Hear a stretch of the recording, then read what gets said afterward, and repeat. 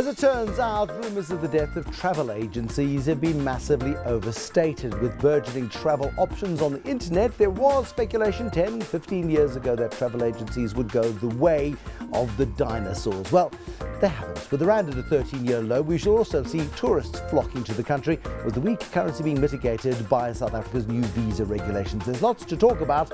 This is Tonight. I'm Bruce Whitfield, and tonight I'm joined by Pentravel's Chief Executive, Hough, to find out. I mean, let's go, 15 years ago, this thing called the internet, personal computing. We had laptops. It was wonderful. We could book our own flights. We could do our own itineraries. We didn't need guys like you anymore. You know, Bruce, it started in 2009. That's where our woes started. Because of the big global financial crisis in 2008, our little business had some big losses. And everyone was saying that's so the financial crisis was more detrimental than the start of the internet. Because let's just go back to the internet first and talk about the fact that the internet has not put people like yourselves and Harvey World and others out of business. In fact, you're probably as strong as you ever were. Well, in 2009, they'd said that's it. The travel agent is dead. They said that the online would spell the death knell for the travel industry and for the travel agent. And, we could have gone south with our numbers, or we could have gone north. And since 2009 to 2014, 6 years, our profits have grown 734%. Our sales have grown 90%. And our little leisure business, Pentravel, is close to producing R1 billion turnover. It's not a little business. I mean, you've got 30 outlets, there's R1 billion in turnover. It's not a small business, it's quite a substantial medium-sized business. Sure. On the internet, to your question, it has offered us competition. People can go online, but, the truth is people don't have that knowledge. I go to my mate's house for a braai. He says, why do I use a travel agent? 2 hours later, after a couple of beers, he says to me, where do I take my boys? They're nearly out of school. I want an awesome experience. I talked to him about Club Med, fully inclusive ski holidays in France, and he's never heard of it. But it comes down, does it not? I mean, the internet, the problem with the internet, if there is a problem with the internet, is that you get bamboozled and befuddled by this world of information. Well, and people don't have that knowledge. And it comes to trust as well. Yes. Somehow, the face-to-face contact, or even just the voice at the end of the phone, is an element of trust. So you trust Pentravel, or you trust Harvey, or you trust any brand to give you the advice that you need to invest, and it is a big wad of money that a holiday costs. Look, they say it takes 8 hours to research, book and pay a holiday online. So that's a lot of time, and a lot of our clients would rather be on the golf course than spending that kind of time. People don't want to put their credit card into cyberspace in this country. They would rather pay a brand that they trust and know.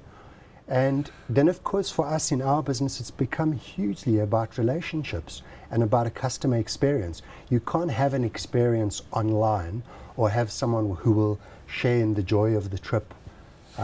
There's a fundamental difference also, though, between a travel agent becoming a booking agent and somebody who you email and you say, I need these flights, please. They come back to you with 3 options. You choose the one that you like best, and then the next thing the emails come through, and there's no guidance, there's no advice. And there's a big difference. That's where it comes to. There's a difference between corporate travel and leisure travel, and we have had to evolve from travel agents to travel experts. We've had to be able to help people disseminate all that information online, and we've got the knowledge of what's hot in Mauritius. We've got awesome products that people don't know about. It is. I mean, if you're a backpacker and you're traveling the world and you want to do it one city at a time, online is fine. You're flexible. You do all of that sort of stuff. Once you get a bit old and grumpy, you want a bit of certainty and a bit of love. But don't you become a little bit like a financial advisor in a way, in that a financial advisor's got 3 companies whose products they might sell. You've got the same problem in that you've got a universe of choice. You've got to pick who your partners will be on this. Absolutely. We call our travel agents travel advisors, and we have a host of preferred product that we sell. usually the people who've given you the best freebies and the best. no, not at all. Because isn't that the way a travel agency No, industry I think works? it used to work Yeah. like that. It's, Incentives, that's what they call them. you know, you've got to sell what the customer wants. And, you know, I don't mean to overly punt Club Med, but the Club Med ski product is so popular that it's grown by over 100% every year because you it's push fully it hard. inclusive. Yeah. Well, it's the demand from the market. You know, the guys just can't get enough of that kind of fully inclusive experience. You're an outbound expert. So you sell holidays, you sell plane tickets on behalf of airlines. That is what you do. Have you had any hassles from South Africans in terms of understanding the madness of the visa regulations, the taking of documents that you presented when you applied for the passport, again through an airport and traveling the world with 8 bits of paper rather than just one document? Has there been resistance? We haven't had problems yet, touch wood. I think it's definitely too early to tell. It's a week since it was implemented. It's been a huge cost for our customers. And if you've got 3 children, there's an added cost now of having to go and get another piece of paper. So it created more admin. It's another tax on top of airport taxes, airline taxes, all that type of thing.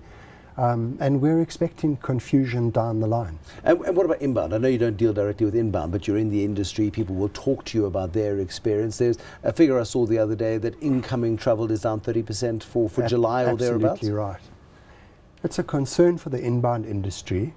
It might land up being an opportunity for our business in that 20% of our business is selling South Africa to South Africans.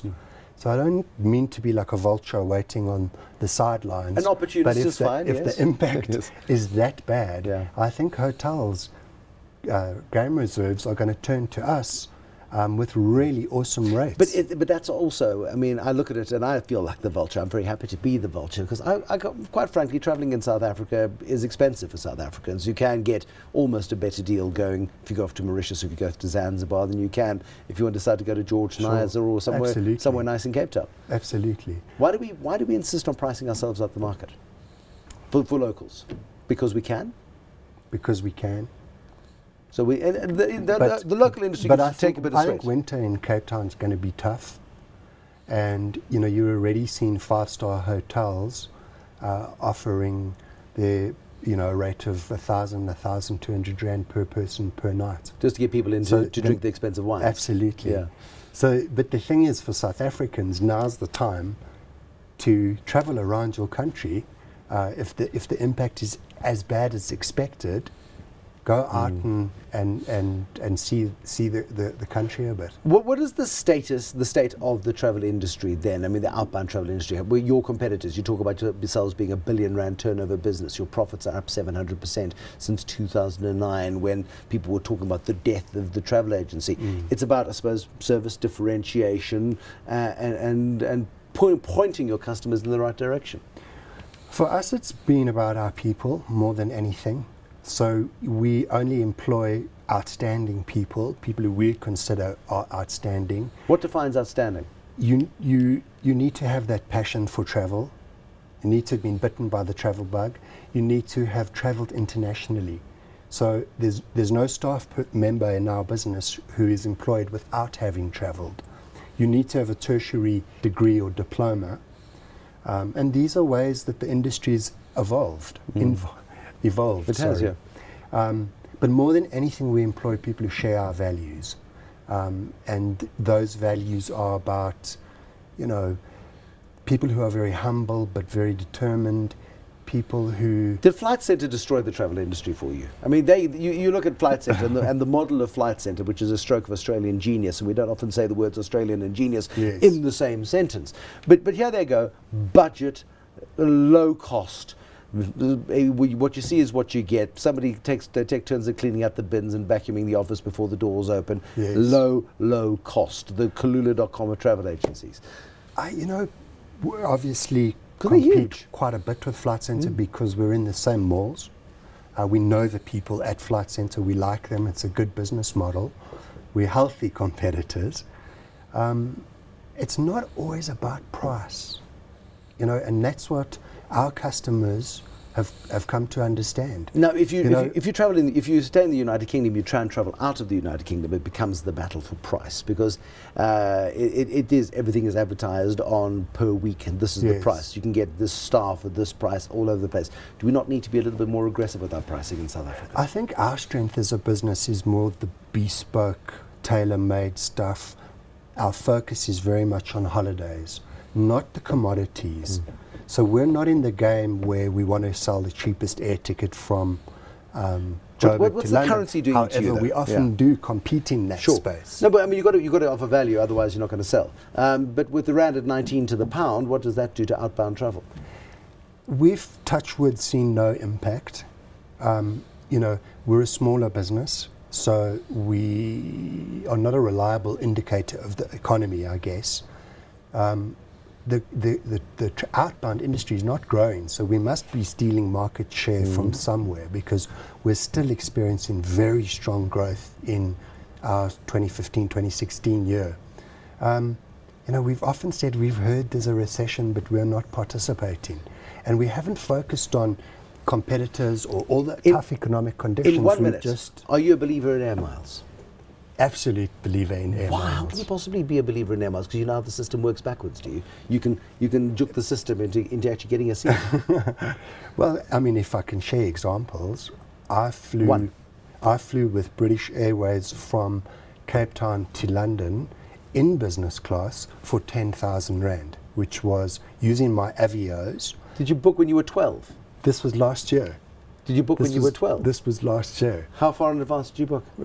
I wish I was 12 last year. You do have to book a good 6 months in advance, but it was for my niece's wedding, so I'd planned it. But it's about planning, it's about knowing your business and getting some decent advice. Well, Yes. thanks very much. Pentravel's Chief Executive, Sean Hough. Thank you for watching. There'll be more tonight, tomorrow, unless he's giving me some very good advice on how to use the billionaire miles I've got, and I might jet off somewhere. Good night and goodbye.